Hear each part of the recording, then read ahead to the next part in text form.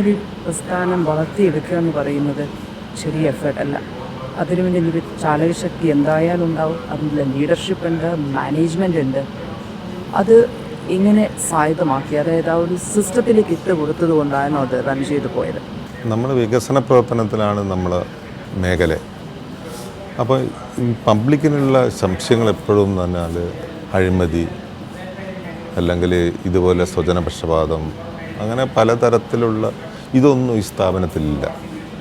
ഒരു പ്രവൃത്തി ചെയ്യാൻ പോയാൽ നമുക്കറിയാം. ഇപ്പം കോഴിക്കോട് ബൈപ്പാസ് ഞാൻ ആദ്യമായിട്ട് പറയുക, രണ്ടാമത്തെ റീച്ച് പന്തീരങ്കാവ് ടു തൊണ്ടയാട് വരെയുള്ള പ്രവൃത്തി ഊരാളുങ്കൽ സൊസൈറ്റിക്കാരൻ ലഭിച്ചത്. ഒരു റീച്ച് ഒഴിച്ച് ബാക്കി എല്ലാ റീച്ചും സൊസൈറ്റിയാണ് ചെയ്തത്. ഈ പന്തീരങ്കാവ് തൊണ്ടയാട് റീച്ച് ചെയ്യാൻ പോയപ്പോൾ ഫസ്റ്റ് പോവാൻ ഞങ്ങളെ മെസ്സിൻ്റെ വണ്ടിയാണ്. എന്ന് വെച്ചാൽ ഭക്ഷണമാണ് പ്രധാനം. തൊഴിലാളികൾക്ക് രാവിലത്തെ ഭക്ഷണം, ഉച്ചക്കത്തെ ഭക്ഷണം, രാത്രിയത്തെ ഭക്ഷണം, എല്ലാവരും ഭക്ഷണത്തിന് വേണ്ടിയാണല്ലോ. അതാണല്ലോ നമ്മൾ മറന്നു പോകുന്നത്. വേറെന്തോ ആവശ്യത്തിനാണ് എന്നുള്ള രീതിയിൽ പോകുമ്പോൾ കൊണ്ടുപോകാനാണോ എന്നുള്ളത് രീതിയിൽ അഴിമതി നടത്തി കട്ടുമുടിച്ച് ഒരുപാട് സംഗതികൾ ചെയ്തുകൊണ്ട് അപ്പോൾ ഭക്ഷണത്തിനാണ് നല്ലത് ഓർമ്മ എല്ലാവർക്കും അറിയാം. അപ്പോൾ അതിൻ്റെ വണ്ടിയാണ് ആദ്യ സൈറ്റിൽ പോയത്. അപ്പം അവിടുത്തെ ജനം കൂകി എല്ലാവരും വന്ന് ഒരു ലേബർ കോൺഗ്രസ് സൊസൈറ്റി, തൊഴിലാളികളുടെ സഹകരണ സംഘം ഇവിടെ ഇത്രയും വലിയ ഹൈവേ എടുക്കാൻ വരുന്നു, അവർക്കൊരിക്കലും വിജയിക്കാൻ പോകുന്നില്ല എന്നുള്ള രീതിയിലായിരുന്നു.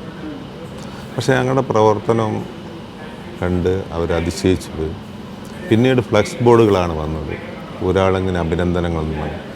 നമ്മൾ നിശ്ചയിച്ച ഡേറ്റിന് മുമ്പേ പണി തീർക്കുകയും, അപ്പോൾ എന്ത് തടസ്സമുണ്ടെങ്കിലും ജനങ്ങളിൽ ഊരാളുങ്കൽ എന്നുള്ള പേര് കാണുമ്പം അവർ കറക്റ്റായിട്ട് ജോലി ചെയ്യും. അതിന് നെഗറ്റീവ് ആരും പറയില്ല. ഉണ്ടെങ്കിൽ വളരെ ചെറിയ ശതമാനമായിരിക്കും. അത് പോസിറ്റീവായിട്ടെടുക്കാൻ ഞങ്ങളെ ഭൂമിയോളം ശ്രമിച്ച് നിന്ന് ആ പ്രോജക്റ്റ് വിജയിപ്പിക്കാൻ വേണ്ടി എല്ലാവരും ഒരു ടീം വർക്കാണല്ലോ. ഒരു പ്രസിഡൻറ്റ് അല്ലെങ്കിൽ ഒരു ചെയർമാൻ എന്നുള്ള നിലക്കല്ല.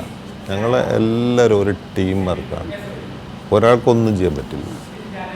ആ ടീം വർക്ക് മുഴുവൻ വർക്ക് ചെയ്ത് ആദ്യം നമ്മൾ ഇൻറ്റേർണൽ ടീം വർക്ക് നെഗറ്റീവ് ഇല്ലാതെ വർക്ക് ചെയ്യണം.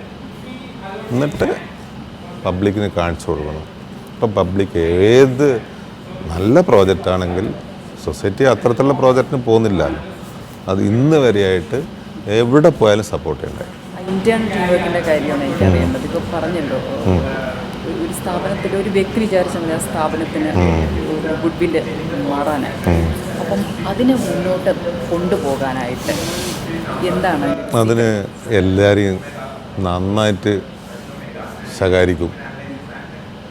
തെറ്റുണ്ടെങ്കിൽ നന്നായിട്ട് അതുപോലെ തന്നെ അവൻ ചെയ്യുന്ന നല്ല പ്രവൃത്തിനെ അംഗീകരിക്കുകയും അവനെ സ്നേഹിക്കാനും സൊസൈറ്റിക്ക് അറിയാം. പിന്നെ അങ്ങനെ ചെയ്യുമ്പോൾ അവൻ്റെ ആവശ്യങ്ങളും അതുപോലെ തന്നെ. അവൻ്റെ കുടുംബത്തിൽ പ്രശ്നമുണ്ടെങ്കിൽ പോലും സൊസൈറ്റി ഇടപെട്ട് അവനെ സ്നേഹിക്കും. അപ്പോൾ പിന്നെ എന്തെങ്കിലും തെറ്റിന് ശിക്ഷാ നടപടിയെന്ന് ഒരു നീതിപൂർവമല്ലാതെ ഒരാൾക്കെതിരെയും നടപടിയെടുക്കില്ല.